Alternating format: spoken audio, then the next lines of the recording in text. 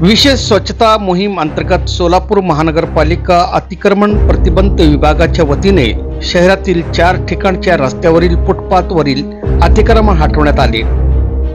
कारवाईमुळे रस्ता प्रशस्त झाला, तेथील रस्त्याचे मोकळे श्वास घेतल्यामुळे चित्र दिसत आहेत। या मोहिमेत लोखंडी खोक्यासह इतर साहित्य जप्त करण्यात आले। सोलापूर महानगरपालिकेचे आयुक्त शीतल तेली उगली यांच्या मार्गदर्शनाअंतर्गत आज सोलापूर शहरातील किडवाई चौक, कोरट परिसरात रस्त्यावर तसेच फुटपाथवरील रस्ता रहदारी अडथळा ठरवणारे अतिक्रमण काढण्याची मोहीम राबवण्यात आली होती। सोलापूर महानगरपालिकेच्या वतीने विशेष स्वच्छता मोहीम राबवण्यात येत आहे।